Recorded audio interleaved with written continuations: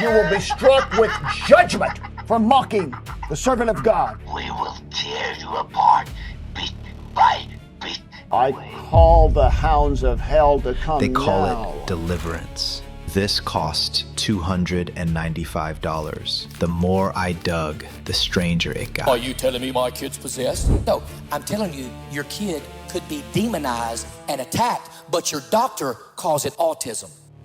Last year, a 6-year-old boy died because his mother believed what these men teach. She believed she was being told basically exorcise demons out of the child's body. And when the child had stopped moving and basically passed away, she felt the child had been released of those demons. And right now, their audience is growing faster than any church in America. In the name of Jesus, I command. A whole world opened up that I had no idea existed.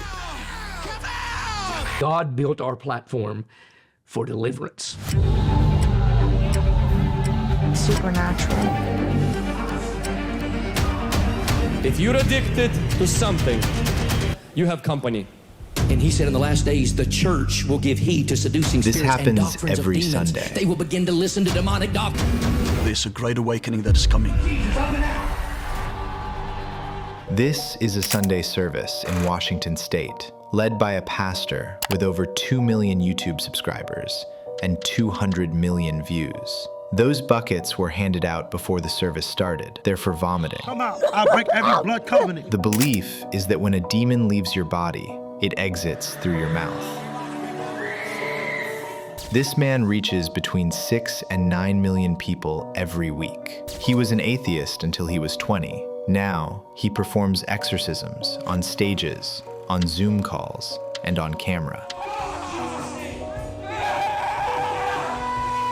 He wrote a book called How to Cast Out Demons and built a searchable online directory where anyone can find an exorcist by zip code. It adds 30 to 40 new listings every day. Bob Larson has been performing exorcisms for 50 years, 50,000 sessions, 81 years old, still going. But unlike the others, he doesn't pretend it's free. A single video call session costs up to $395. He runs an exorcism school at $995 per level. He sells anointed crosses for $100 each. A journalist paid for a session and described it as indistinguishable from a performance. Greg Locke's film made $2.5 million in 3 days. Between them, these men sell books, courses, conferences, and private sessions to an audience of millions. And none of them are required to have a medical license, a counseling degree, or any training of any kind. None of them screen for mental illness before a session. There is no oversight. Anyone can call themselves a deliverance minister and start charging tomorrow. But the money isn't what makes this dangerous. In 2021, a Christian investigative outlet published a side-by-side comparison of footage from 2 separate deliverance events. One hosted by Bob Larson, the other by a woman named Kathryn Krick, who calls herself an apostle and has nearly 2 million followers. In both videos, the same woman appears, identifiable by a visible tattoo on her body. At first glance, the tattoo looks like it's on opposite shoulders. It isn't. The text on her shirt reads backwards. The original graphic was flipped horizontally. Same woman, same shoulder, same tattoo. At Larson's event, she performs a demonic possession. At Krick's event, she also performs a demonic possession. Trauma.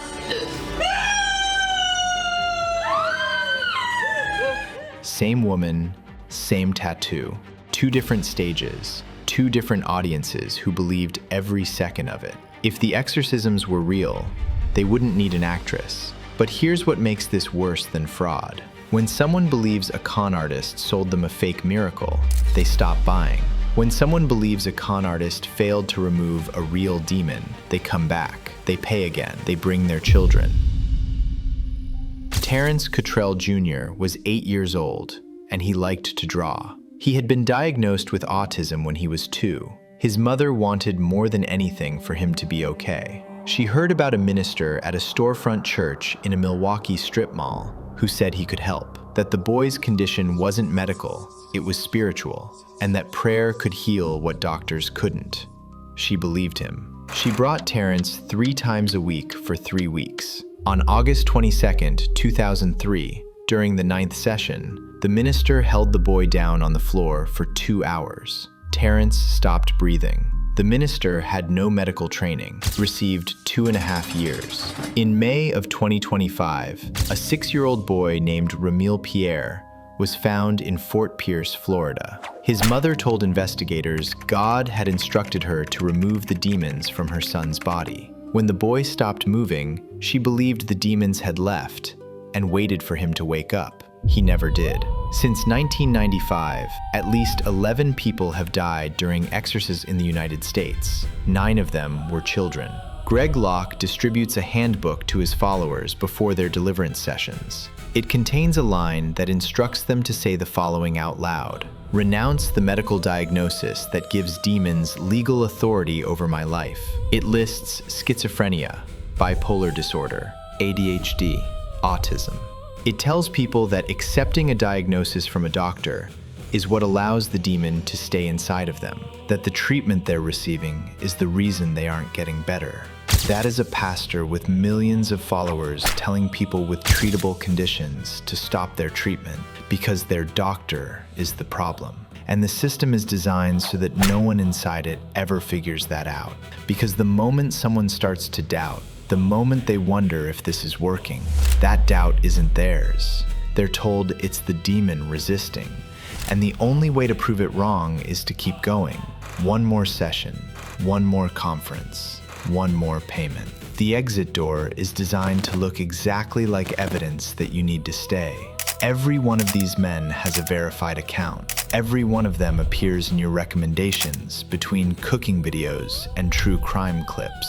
Their content is engineered for the same algorithm that decides what you see next. It doesn't measure whether something is true. It measures whether you keep watching. Come out in the name of Jesus. All the way. And people keep watching this for a very long time. Somewhere tonight, a parent is going to type, "Why is my child different?" into a search bar.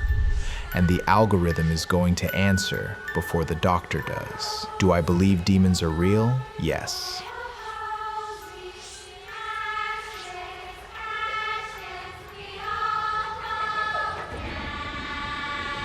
But I just don't buy what these men are selling. Tell me in the comments what you think, and stick around, because the next story is even worse than this one.